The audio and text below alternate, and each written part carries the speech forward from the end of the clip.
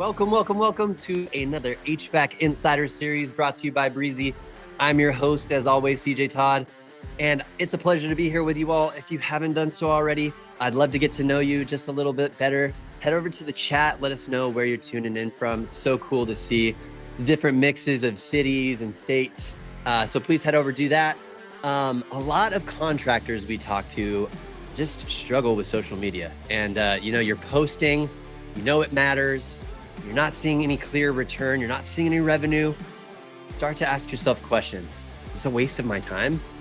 Well, honestly, if you are not using the right framework to help you stay consistent, the answer might be yes. But today we're gonna fix that, right? You're gonna have a unique opportunity to have a whole hour with one of the industry's most successful social media strategists and implementers. So make sure you really participate today, ask questions, make the most of your next hour, okay? You're not gonna regret it.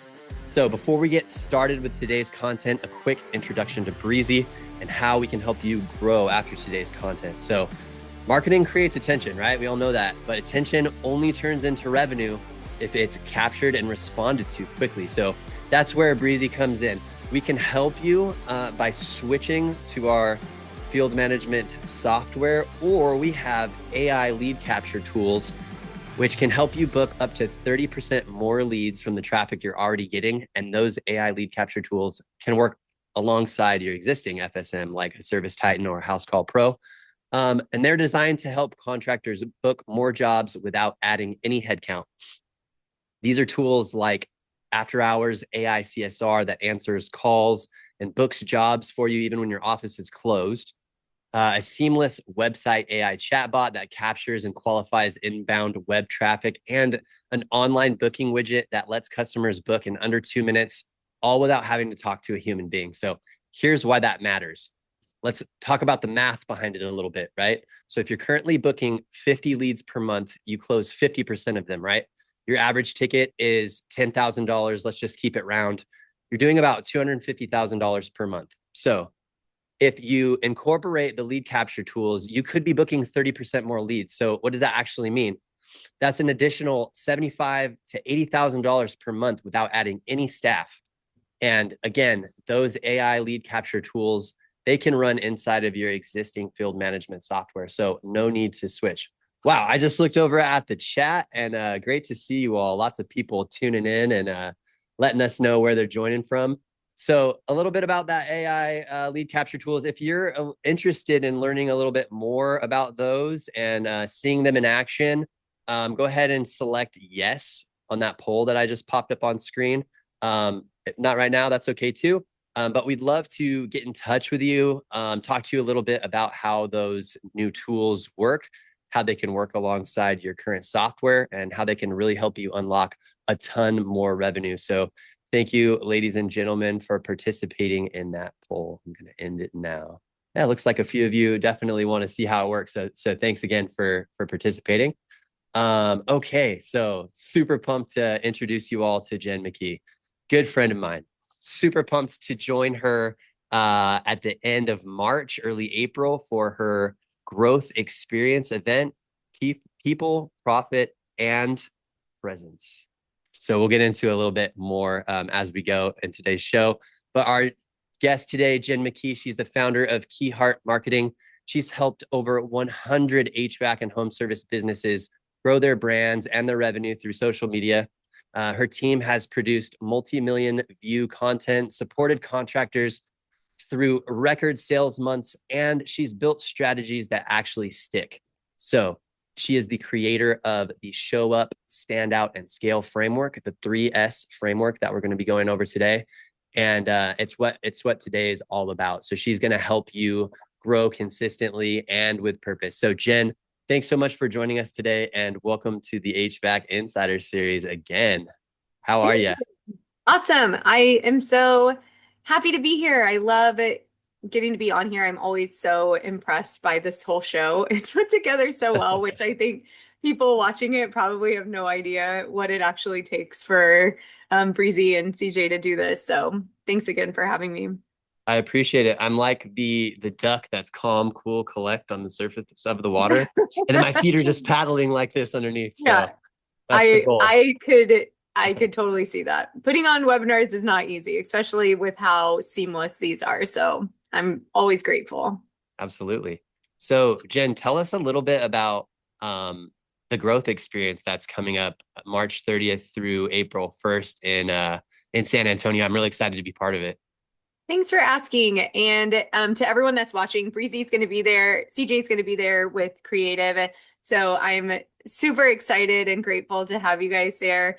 The Growth Experience Conference is our first conference that we're putting on. Even though we are a marketing company, the conference is really all encompassing for anybody who wants this year to be a big growth year for them. It is all around, like you said, profits, people, and presence. We have Mike McCowit, the author of Profit First, who is our keynote. His Profit First theory is pretty incredible. I'm listening to the book right now, and he's got a lot of other books. He's sold some big companies, and he's made a lot of money through profits. He's lost a lot of money, which I'm sure we can all relate to. And he just has some really great things to share with us. We have a VIP experience, which everyone who's a part of our VIP experience, not only do you get to go through this awesome transformational experience where you're really looking at the stories you tell yourself and how that feeds into your life and your business, and then kind of moving through that.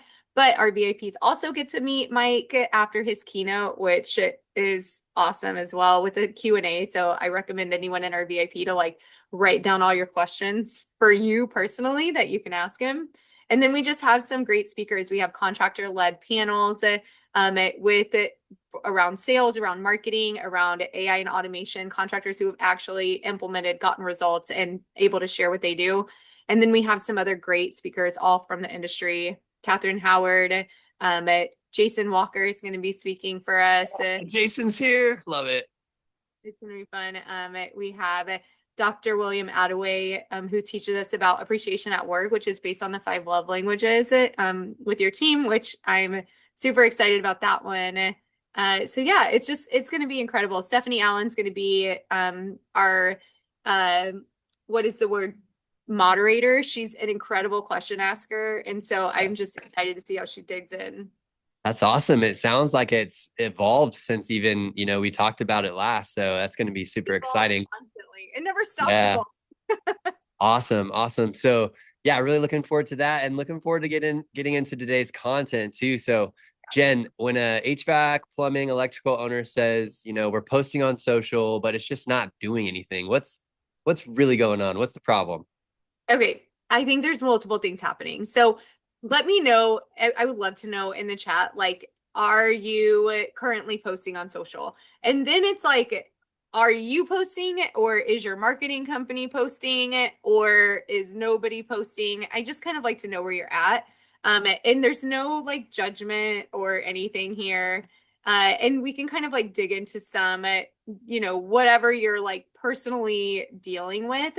But there's always a couple things. So number one, you have a marketing company who says that they're going to post for you.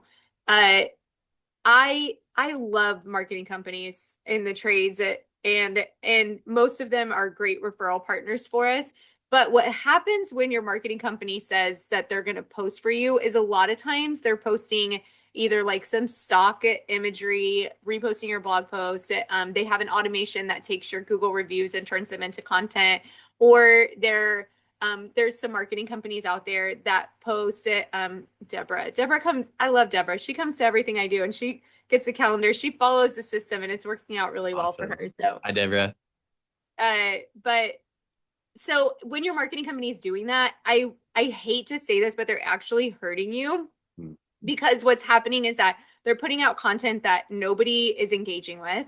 And it's not the algorithm's fault. It's because social media's job is to keep us on the platforms. Like, that's what it wants to do. It wants to sell our eyes to advertisers. So if you're putting content out that people don't actually care about, then you're telling Facebook and you're telling Instagram, like, this is not a valuable account, so they're not going to show it to people. So what's happening, they're actually dimming your visibility. So that's one of the things I see. Some of you guys are personally posting 3 to 4 times a week, and we'll talk a lot about like what content is going to be the best content for you to be doing that. AI ads, it just really depends if that's going to work for you or not. social is really a place to connect with people, to share your team, to share your story, to share behind the scenes stuff. Like that's what we use social media for when we're scrolling. So that's really what you want your content to look like. And then the other thing is like if you're not posting, if or not posting consistently. So some people worry about posting too much or just not having the time to post. There's really like not too much. So if you think about some of the names that we know and the faces that we know the most, even in the industry, like we could take Tommy Mello. Tommy Mello posts multiple times a day in multiple places, and he has content coming from Home Service Freedom, from his podcast, from his personal, like there, and that's just somebody who's known in our industry. Like if you look at marketers like Gary Vee or Alex Hermosi, they're posting hundreds of pieces of content a day. And the reason for that is that we're all consuming so much content on all these different platforms. If you're just posting 2 times a week, like imagine how easy it is for people to just kind of like forget about you. I think it's easy for a homeowner or anybody on social media to really pick up on like the phoning it in kind of vibe. Like we're Oh, doing it oh, just to right, right, do right. it, To check a box. right? Like you Yeah, don't want to do it just to check the box. Like yeah, it's about connecting and storytelling. And yes, we have purpose behind it, which is visibility so that people remember us. But like if you're just doing it to do it, it's likely not exciting you. It's not like, and so it's not really doing anything. right. And so, talk a little bit about like what kind of, I mean, we'll get into it a little bit later, but I've recently started investing into video content and like creating a person behind the brand, right? It's not just creative, it's not just breezy, it's the people that make that company, right? So talk a little bit about, content mix, like video as opposed to like still image or like, just text and kind of what the different engagement factors are around those kind of contents. Okay, so there's different types of content that you can put out there, right? There's just a text only post, which is only going to work on Facebook or LinkedIn because the other platforms won't let you do that. There's pictures, which is not going to work on TikTok or YouTube, but it'll work on Facebook, Instagram, LinkedIn. On those, you can also do like what was called a carousel, also just like a photo dump. It's multiple pieces of content in one. There's video content. Video works on every platform. So that's exciting, right? You can put it on TikTok, YouTube, Facebook, Instagram, LinkedIn. It moves. You can run ads with it. Then you have ads, which is paid eyeballs. So that now you're paying the platforms to push your content in front of people that you're targeting. So all of those things have a place. There's a value to all of them. People engage with each of them differently. They catch people's attention in different ways. A video is moving, so it's naturally going to catch somebody's eye more than a text post will. But there are some text posts that just generate more engagement than video. So to say like you should do, 10 videos, 5 static posts, 5 text posts, like you should try to create a strategy that includes all of those things in a way that you can keep up with it consistently. So a lot of our clients, we post 3 static posts on the feed and 2 videos every week. And then we also do stories because it's another way that people engage on Facebook and Instagram. So what that does is it allows them to be consistent, show up in different places, and catch people's eyes in different ways. If you have more time or more resources, you can post more than that. You can post in groups. You can so it just, it never ending. So I mean, you hit the nail on the head with strategy, right? Because, you said some stuff belongs on some platforms, other things belong on other platforms. There's organic, there's paid. So it's almost like a siloed, its own marketing plan. Like you need a whole business plan and an implementation plan for social media. And I think that that's why social media done right feels so overwhelming to most contractors. Can you speak a little bit about that? Like why is it so Yeah. overwhelming? It's overwhelming because you don't know what to do. It's overwhelming because it's a new habit to get into. So it's really on its like lowest hanging branch. It's documenting what you're doing and sharing that. That's like one of the easiest and most engaging things that you can do is literally document what you do. So if that means that you have a training this morning, take pictures at the training, post that on Facebook, and let your community know how important it is that your team has the latest and greatest tools to take care of their community. If you're working with your marketing company to create a new billboard, invite your community to help make the decision for you on which billboard they like better. Like everything that you do can be content. And honestly, like the most unedited and real version of what you're doing is going to usually get the most engagement. Absolutely. Totally echo that. It's all about kind of involving the community, engaging and making them feel some sort of agency, in relationship to your business and what you're doing out there in the community. So yeah, I love that point of view. Jen, I had a quick poll just to kind of see where everybody's at. You took the temperature in the chat, but I'd love to just see in this poll kind of like what everybody's doing on social.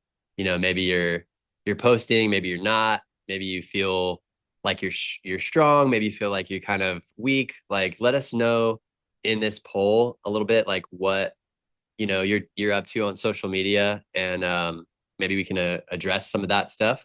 Yeah. And as they're responding, Jen, I want to kind of get into the 3S framework. Let's get into the meat and potatoes of the content today. So you've built this approach, right? Show up, stand out, scale. Why does this framework really work well, pay dividends for contracting businesses? How does it make things a little bit easier? Well, so, okay, most of you guys who are answering this poll say we post, but it doesn't seem to drive results. So the 3S framework is, I'm going to share that with you, and that's going to help you. We start strong and then fall off. That can be common for sure. And then we know it matters, but don't know what to post. So all of you guys, the 3S framework is going to help you.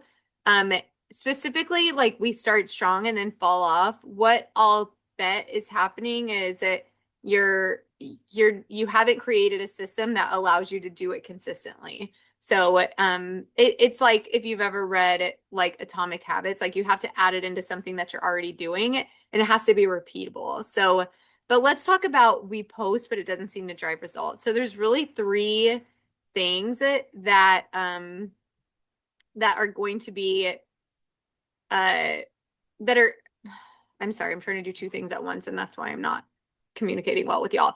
But I want to be able to see you guys and share my screen at the same time. Hang on. Technical difficulties.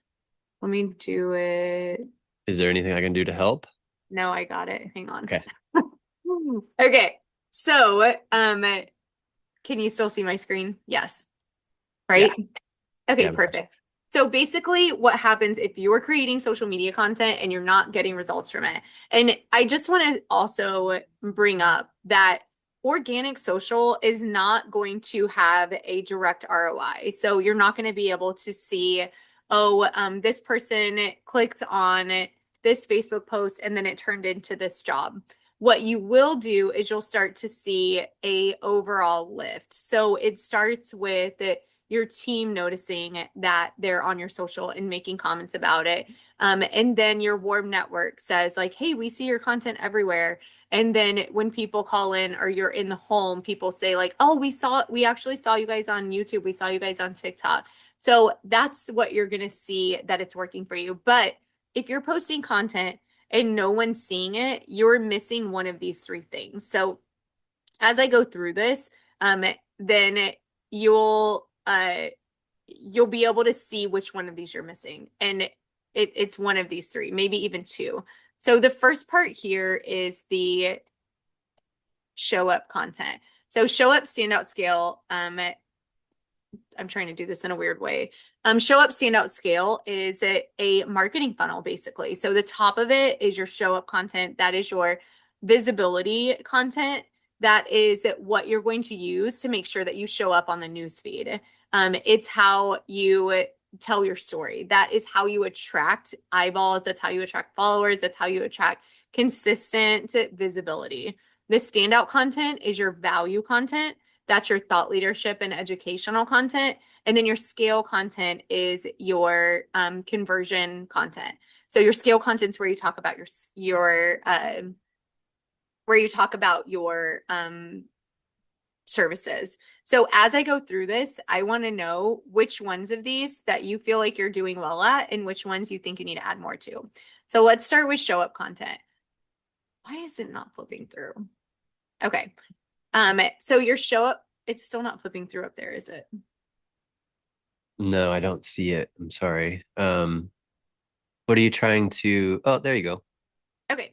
So your show up content is your visibility content. So I'm going to show you some examples, but what this is like kind of what I was just talking about, that documenting of your daily life, behind the scenes. This is all of your birthdays, anniversaries, celebrations, your holiday celebrations, your internal celebration, your community celebrations. This is your TikTok trends. This is like the fun videos that people like to create. These are your CapCut memes. These are fun facts about your company. These are meet the team highlights, anything like that. So this is usually like low editing. You can see on the right here, none of these photos are edited besides the first one. We've got birthdays, anniversaries. We've got oldest HVAC unit. So that's where your show up content comes in. We've got controversy, like what temperature your thermostat should be set to. We've got community events. We've got organizations in the community that we what is the word? Support. So do you feel in the chat, let me know, do you feel like you put a lot of this content out there? Is this in your content strategy right now? Are you posting birthdays and anniversaries? Are you taking pictures of the trainings that you're having, the things that you're doing in the community? Is this content showing up? Is your show up content showing up in your content strategy currently? And if it is, how often do you think you're posting that? Do you do that every week? Once a month? Some good feedback in the chat. And just to remind everyone, they can grab your Q1 content calendar for free. Drop the link in the chat there. Awesome. Thank you. Yeah. Okay, cool. So we've got once a week, weekly, 3 times a week, multiple times a month. Okay, cool. So your show up content, in order for you to get seen in the newsfeed, here's some other video ideas, trends, memes, things like that. This should be about 50% of your content. So 50% of your content. So if you're posting it 5 times a week, 3 of them should be show up content. If you're posting 3 times a week, 1 to 2 of them should be show up content. So if you guys are doing this already, maybe add a little bit more. If you're doing this already, you're not getting anything, we might be able to, and Deborah follows the content calendar. So good job, Deborah. And this is what she was missing. So some of you guys, this might not be what you're missing, but you might be missing these other things that are going to help you. Okay. So 50% of your content should be show up content. And that's easy stuff. That's usually low editing. It's usually relatable. It's usually just sharing what's going on. It is keeping up with birthdays and anniversaries. It is making sure that you're adding some stories. It does take consistency, but that's where you're going to start. After that, we've got our standout content. So this is educational stuff. This is what, if your marketing company is posting for you, they're likely posting a lot of this stuff. They're like reposting your blog post or posting educational things. This is where we get really comfortable as business owners, is just creating educational content. So when you post a blog post or when you post an educational post with a stock image on it, how much engagement do you usually get? Do people usually like it, or does it seem like nobody cares? Let me know in the chat. CJ, what do you think? You know, I took my hat off in disgust at this question. I gotta say that they don't care at all. No one cared. They've probably seen the same stock HVAC person over and over and over and over. Yeah, and Deborah hit the nail on the head.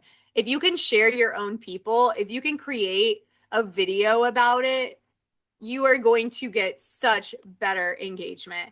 We actually have a test. We did a test where well, it ended up being a test because one of our we created a static post about, I don't even remember what it was. Something about heat pumps. A static post about heat pumps. And then there was a video about heat pumps. The video went viral on TikTok. It was one of like the highest performing videos on their TikTok. The static post got 0 likes and 0 engagement. People do not care about it. If you have something to say, create a video out of it. Teach them, show them, walk over to the heat pump, show the different parts of it, show why it's different. Like you use your people and your personality and that connection to teach them. If you are doing a static post, and there's a place for this, there's a place for educational content, make it transformational, which means make it something that's going to get somebody from point A to point B. Tell them how to do something, and educational content performs much better as a video. I'll echo that. You know, you coming through, your people coming through as the thought leader, as the expert, as the trusted source of information. When somebody's ready to buy on that buyer's journey, they're going to instantly think of you. And then that's Yeah, a sale. for sure. So let me know in the chat, how many of you guys are putting educational videos out in your content? Educational videos. These take a little bit more. You got to have a plan. You got to have someone willing to get in front of the camera and talk. I have found that walking through and sharing like it, and so some of y'all are saying people don't want to do it. Why can't you do it? It is uncomfortable, okay? It feels cringy. Nobody records themselves the very first time and is like, man, I loved doing that. Nobody does that. Everybody feels uncomfortable. If your team's not on board, share with them why this is important. You have to shift the culture, and maybe they don't start with education. Maybe they start with TikTok trends. Maybe they start just with B-roll. Maybe there's some incentive that needs to be done there. Maybe you incentivize them like, hey, next time you have a meeting, like, hey, we want our social media to be a place where people learn about us so that when you guys get into the home, they feel more comfortable with you there, so that they already know who we are. We want our social media to be a place that we can bring more leads in. We want more jobs for you guys. We know that, the temperatures are more mild and people are more willing to fix rather than replace. Like everybody know, we can all feel that. And so how can your team be a part of it, what you guys are going to do to improve your marketing and keep moving forward? They can be a part of the videos. Maybe the ones that don't want to be in front of it, maybe they can help you be behind the camera. Maybe they can take video and set up the tripod at the job site. I love, Deborah just said, my contractor would hide under the table after getting good response to his videos and checking the views. He's more than willing. It does happen like that. It takes a shift of the culture. We have a client in the middle of LA, we have a client in Orange County. They're like movie stars. They love being on camera. Our client in the middle of LA, they're electricians. They didn't want to be on the camera at all. Now they're all comfortable with it, but it took some incentive. It took switching of the culture. It took the owner owning it and saying like, hey, this is important. And being a part of it too, being on camera and on video too. So it might not feel like it's going to go anywhere right now, but you're the one that has the ability to start shifting that culture.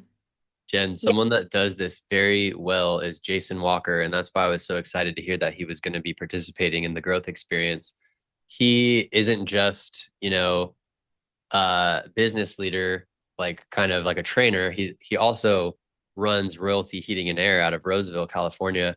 And he's got a lot of young techs and he gets them all involved with everything. And he came out to service my unit, and even his older technician, you know, recorded me giving a testimonial, giving feedback. Like, so it's not only about capturing, your people on camera, but like, how can you get your customers involved, and how can you make, your customers that had a really great experience give kind of a video testimonial and incorporate that into your strategy. So yeah, like again, really looking forward to seeing kind of his insight on how he's done this well. Yeah, for sure. So like I said at the beginning, there's likely one of these that you're missing. So it sounds like a lot of you guys are struggling with the show up content and making it in a way that's engaging. And so the reason that this is important is because you want to be the thought leader. You want to be the one that they're looking to, that your homeowners in your community are looking to. So you start off with that show up content, 50% of your content sharing who you are, which like you're way more willing to work with somebody when you know who they are, right? Like you're going to take a referral from somebody that you know, you're going to try to work with somebody that you know. That's the importance of the show up content. The standout content reminds them what you do. If you're just creating a bunch of, TikTok videos and they don't know what you do, you're missing that whole part of it. So that's where that standout content comes in, is it positions you as a thought leader. And then the last one is our scale content. So how many of you guys, so scale content is like two things. So it's either paid ads with offer or what we call CTA posts. So this is the kind of content that's like, these are our services. We have free estimates. So we are doing tune-ups. We're replacing you get a free furnace with your HVAC purchase, like whatever those things are. How many of you guys feel like you put this in your content? And if so, how often are you posting this type of content? CTA content. This type of content, yeah, Jordan said probably too much. All of us get comfortable somewhere, right? Like, and I'll be honest, we did an audit of the KeeHart Marketing social media, and what we found is that we lived in this standout content and we were not doing any show up content. So even though my personal brand was full of show up content, our business brand wasn't, and our business brand was struggling. And we made this change about a month ago and worked really hard at applying the 3S framework. And I just shared with my team how incredible the difference has been.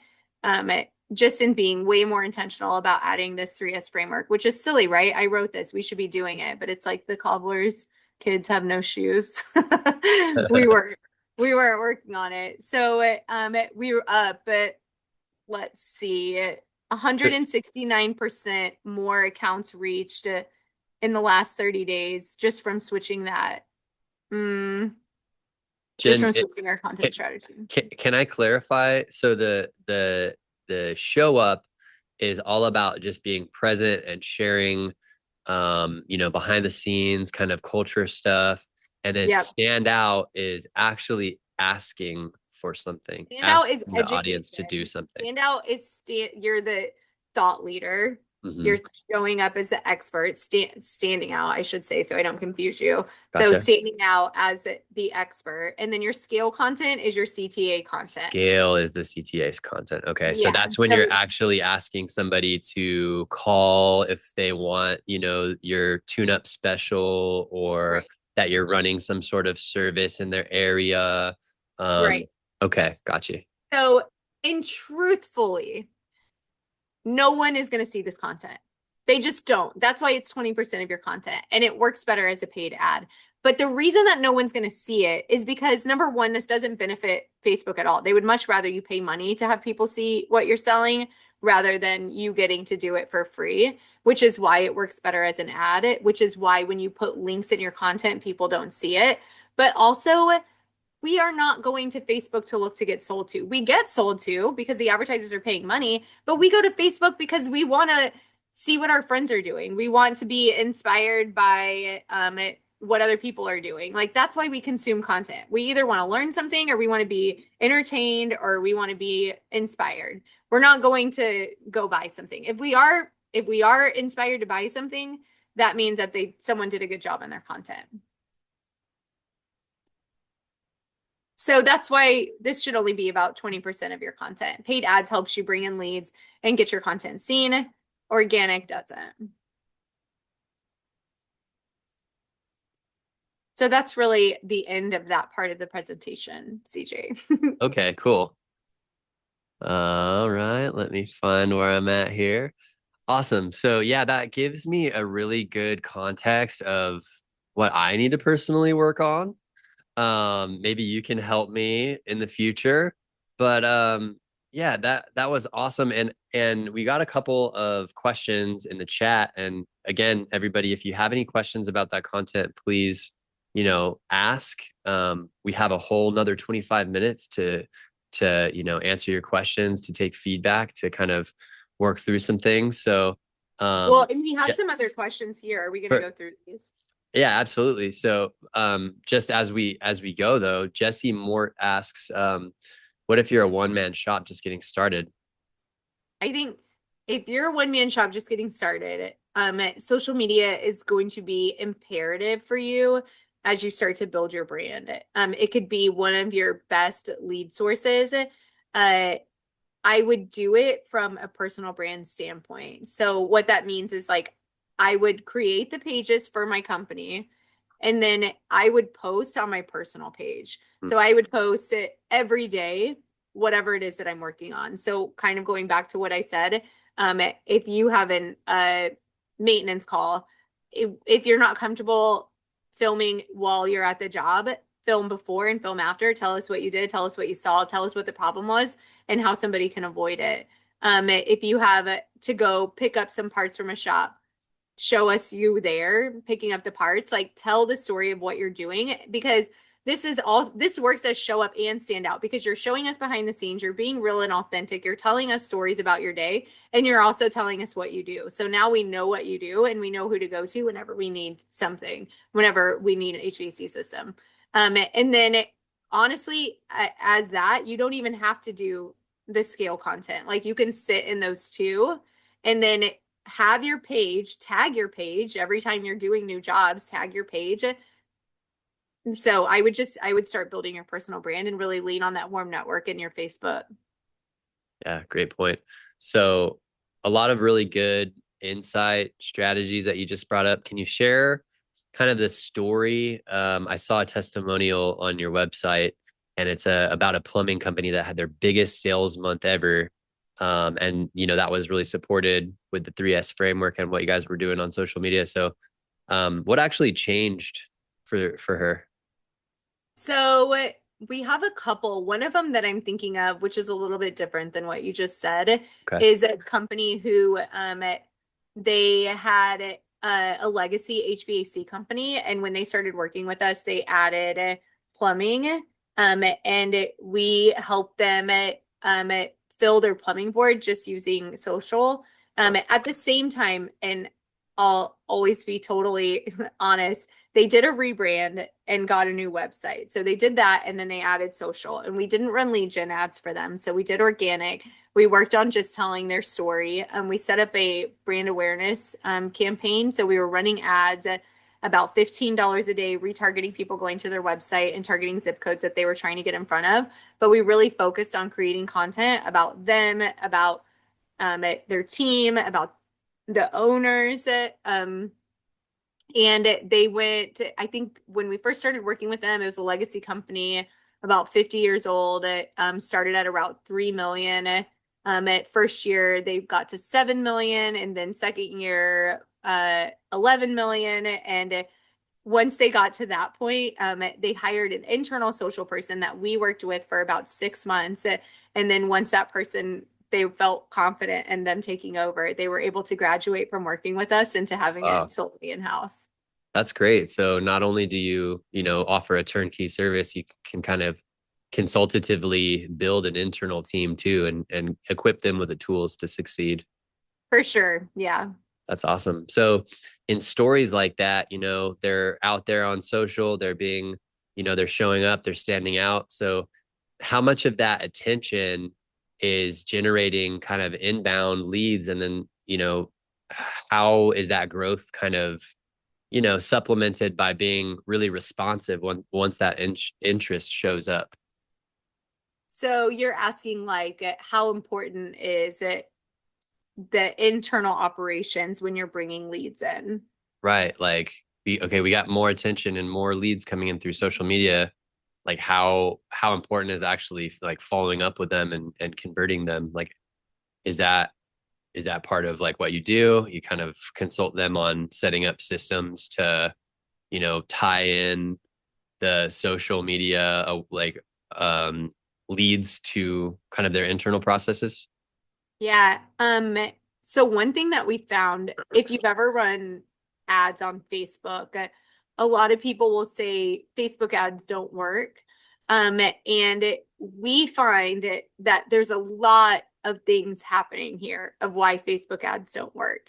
It starts with really great creative, which is everything that we've just talked about. It's having a great video, great content, great pictures of people, real things. Um, and then it starts with really great, and then it goes to having really great operations. So if those leads are coming in and nobody's responding to them, nothing's happening with them. If you don't have a quick response, so like a chat bot or an automation that is going to start the conversation with them once they come in, the lead is gone.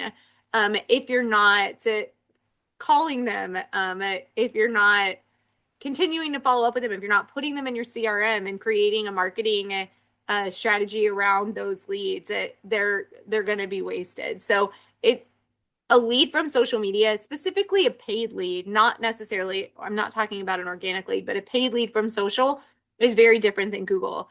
Google has a lot more intent behind it.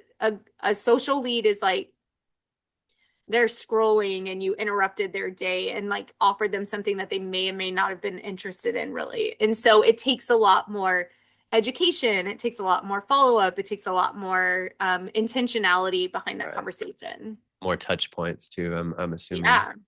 For Yeah. sure.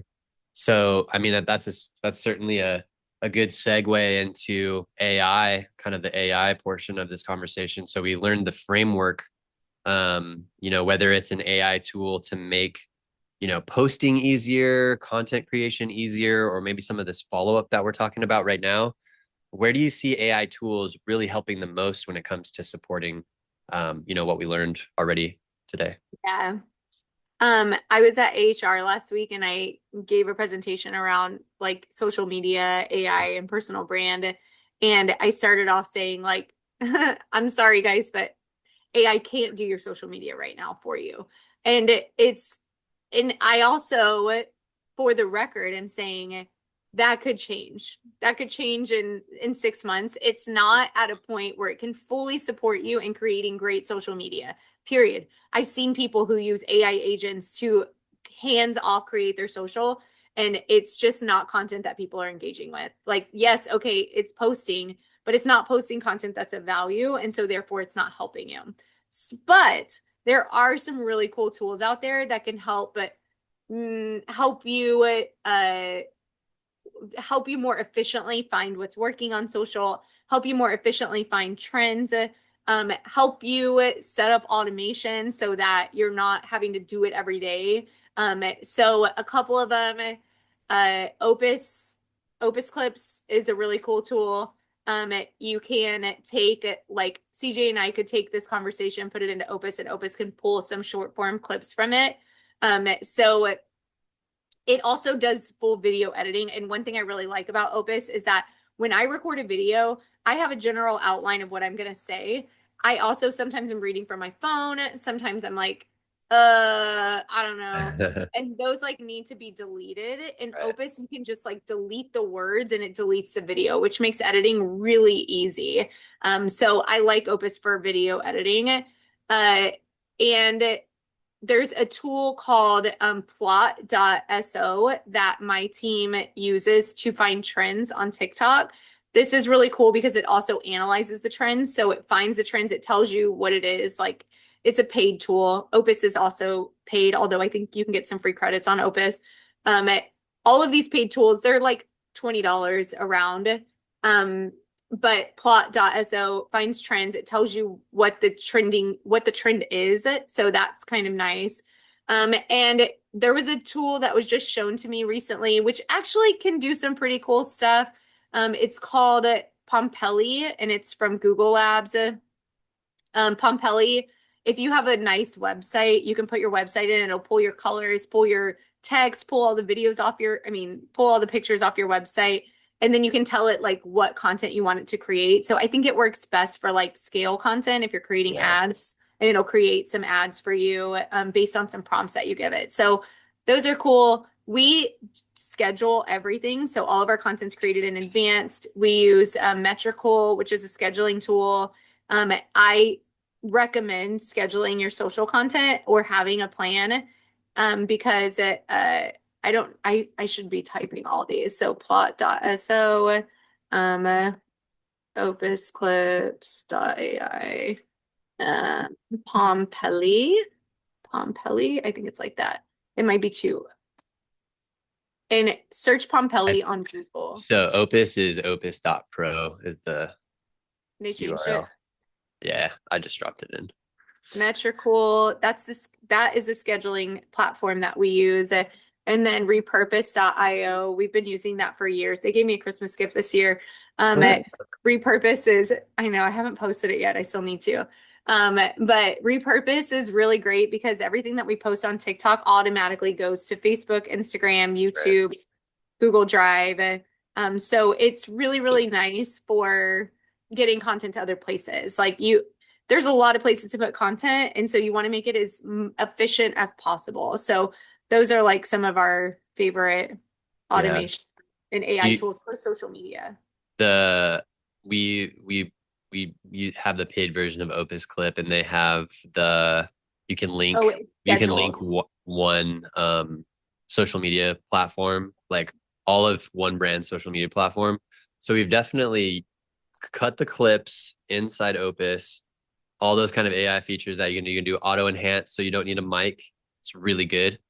You can kind of scrub it. You can add AI B-roll, an AI hook, and then once it's about 95% there. You have to kind of do some tweaking a little bit, like scrubbing where your clip starts and where it ends, but it's really pretty good at it. And then you can post straight from there, which has been kind of cool too. So a lot of very cool tools here. I can send them all out afterward too, along with the recording and the resources that we're going to share. But so let me just kind of get into then kind of the next little section, right? So the social media starts driving attention, right? And there's all these AI tools. So kind of what's the like holistic approach here? Where does AI belong? So where do we need to be very careful about where it exists? Because I'll just share a personal little anecdote.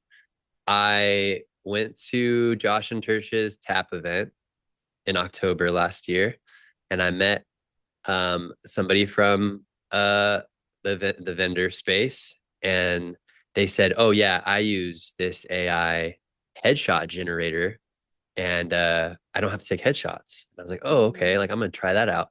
And so I did one, and I thought it looked pretty good. And I, put it in my signature, and I put it in my email signature. And I put it like on my iCloud. So if I do the little iPhone tap, it like transfers it. And I've been getting so much hate. So I did a whole headshot photo shoot yesterday, so I could just get rid of it all. So like, that's fun. I'm never gonna use that again. Like you said, maybe it'll get there eventually, but it's like we're good at pattern recognition as human beings. And when something doesn't quite look right, I think we have this like ick feeling. So like, I know. Where else does that come through?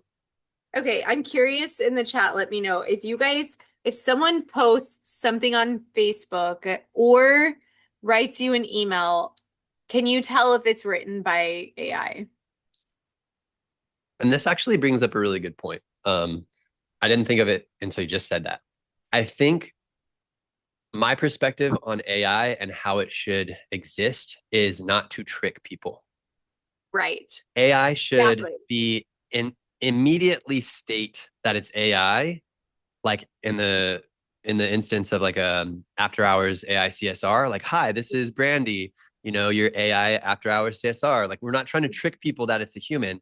I think where I messed up was that like I was trying to pass that AI headshot off as a real headshot, and then I got in trouble.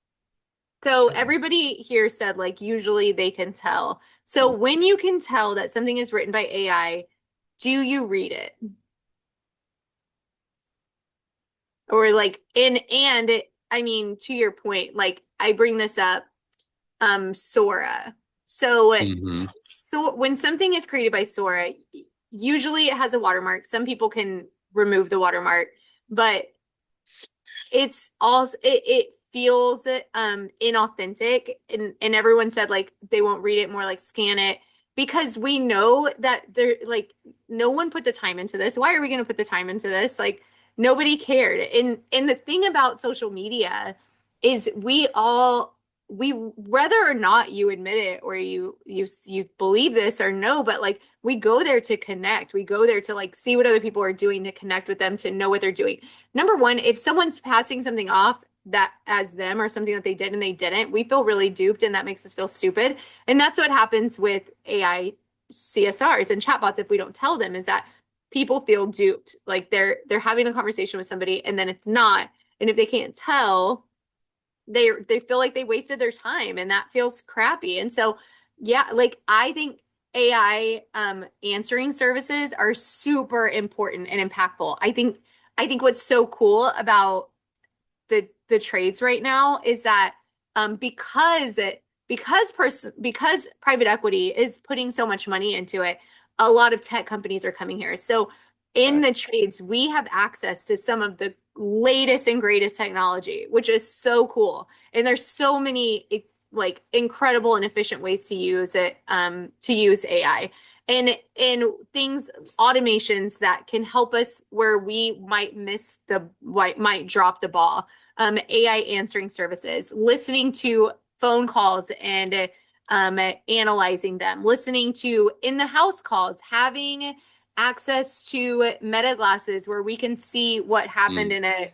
in a job and how to optimize it, and having AI analyze it and optimize it for us. Like we have so many incredible resources, but when it comes to like how we connect with people, we still want to connect with people and not bots. And we only want to use bots to help us move faster and more efficiently.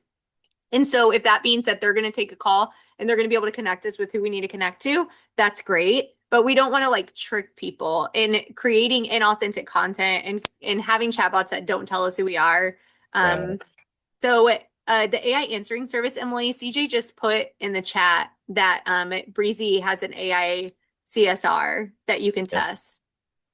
Yep. So I typically will run that on these calls. I think we're kind of out of time right now, but yeah, just if you're interested in testing it, her name is Brandy. We built her for Popa HVAC, and you can call their line 708-223-7061, and you can just have a conversation with her. She lets you know right up front that she's an AI after hours support CSR, and that she can take your name, she can take your address, she can take your phone number, she can evaluate whether you're an existing customer or a new customer. She can help diagnose your no heat, no cool problem, and then she can book you on the schedule without any need for human.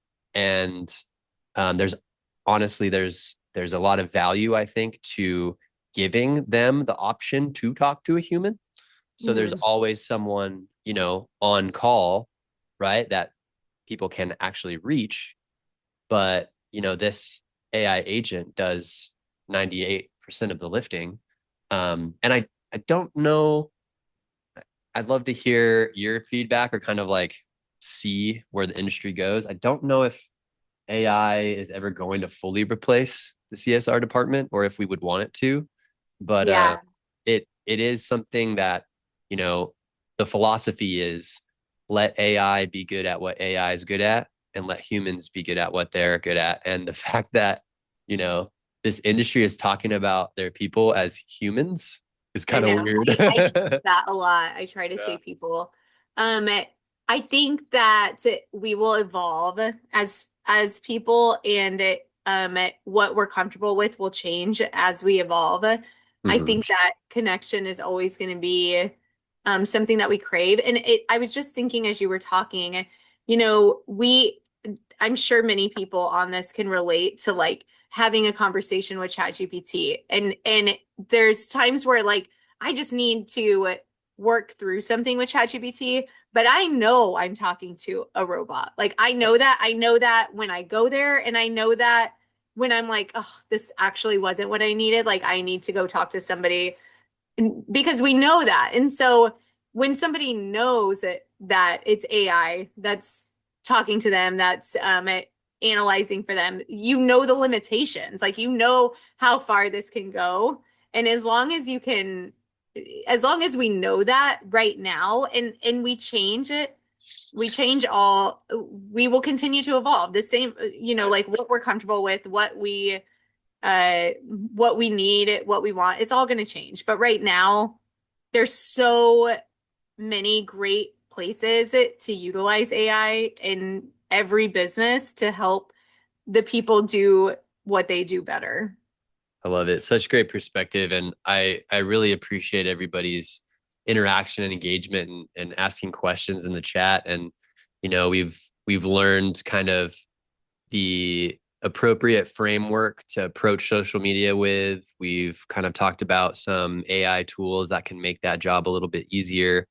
And then, kind of Breezy's follow-up and lead capture tools that, the AI after hours CSR, the website chatbot, if somebody lands on your social media and clicks that link in your bio and goes over, that chatbot can kind of take over and nurture people toward a service call or a replacement call. So I'm going to put my name in the chat.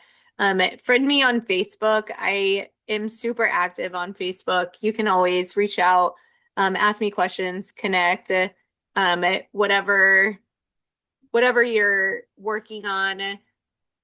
Feel free to reach out, and we can talk about your social. We can talk about the conference. I'm constantly talking about the conference. No, and I'm really excited again to be there and help you promote it and help you kind of like introduce it to our audiences. And I think it's going to be a great event. So anybody that wants more information on, definitely connect with Jen. Jen, is there any kind of like final words you want to leave everybody with today to kind of get them started down the right path? Yeah, I think that this is a year that you want to grow, and even if this is a year that you just want to stay consistent and you don't have these goals to like massively grow, social media is where it's a snowball, and it takes time and it takes investing. And so just figuring out a way that you can be consistent, not overthinking it, putting out content that just really shares who you are as a team, who you are as a person, who you are in the community, that it's going to massively change your business. It's going to change it's going to change everything about what you're doing. So don't delay. If you haven't started using AI, definitely look into what Breezy has to offer. CJ was telling me some great stuff about how it integrates into other FSMs, although Breezy has an FSM as well. So a lot of great tools there. Yeah, absolutely. And Jen, thanks so much for joining us today. And everybody's time is so valuable, and you've got so much going on, got the big event to plan for. So it is really important that contractors understand this structure and kind of what you do to support them. And, I again, just really appreciate you being here. And yeah, absolutely. And you're gonna have to come back on. Maybe we could do this quarterly or something. For sure. Thank you. Yeah. Thank you for being here. Absolutely. And thanks everybody, for joining, taking time out of your business, investing in yourselves to grow. As we head out today, so I'm gonna leave you with a QR code.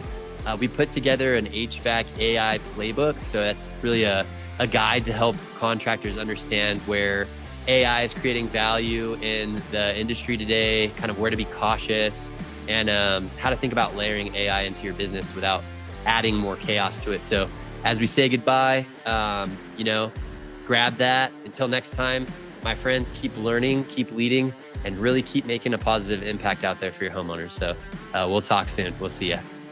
Thank you. Bye, Jen.